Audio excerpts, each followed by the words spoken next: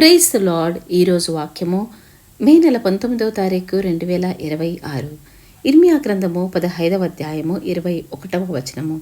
దుష్టుల చేతిలో నుండి నిన్ను విడిపించెదను, బలాత్కారుల చేతిలో నుండి నిన్ను విమోచించెదను.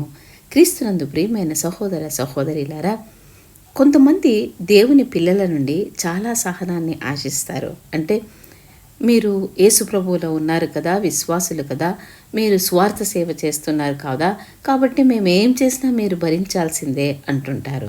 అవును, మనం ఓపిక పట్టాలి. అయితే ఎంతకాలం? మన సహనానికి హద్దులు లేవా?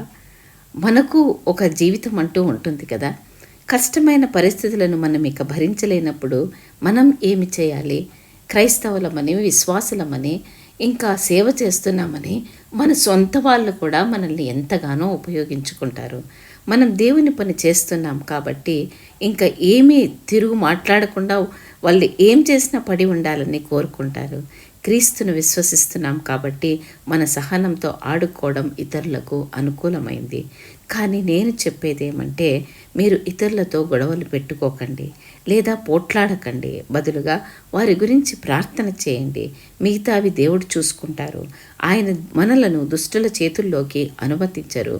ఎందుకంటే పై వాక్యం ప్రకారం దుష్టుల చేతిలో నుండి నిన్ను విడిపించదను, బలాత్కారుల చేతిలో నుండి నిన్ను విమోచించదను అని దేవుడు చెప్తున్నారు. కనుక ఎవరైనా మన హద్దులు మీరి మనల్ని ఉపయోగించుకోవాలని చూసినా, బాధ పెట్టాలని చూసినా మన పక్షంన దేవుడు పోరాడతారు. ప్రార్థిద్దామా? తండ్రి, మరొకసారి మీ సన్నిధిలో ప్రార్థిస్తున్నాం నాయన. అవును ప్రభా, మా సహనాన్ని మించి కొంతమంది మా జీవితాలతో ఆడుకుంటున్నారు. జీవితంలో ప్రభా మరి నిస్సహాయంగా మీ సహాయం కోసం మేము ఎదురు చూస్తున్నాం.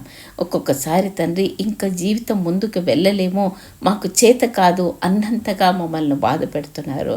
అవును ప్రభా, మేము క్రైస్తవులం కాబట్టి, విశ్వాసులం కాబట్టి, సేవలో ఉంటున్నాం కాబట్టి తండ్రి వాళ్ళు ఏం చేస్తే దానికి పడి ఉండాలని కోరుకుంటున్నారు.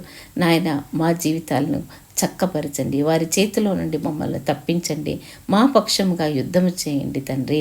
మేము తండ్రి మరి యుద్ధము చేయలేము, కానీ మా శత్రువులతో మీరే యుద్ధము చేసి మమ్మల్ని కూడా తండ్రి మీ రాజ్య సువార్త సేవలో ఉపయోగించుకొని మా ద్వారా మీరు మహిమ పొందమని యేసుప్రభు నామములో ప్రార్థించి పొంది ఉన్నామని నమ్ముచున్నాము తండ్రి.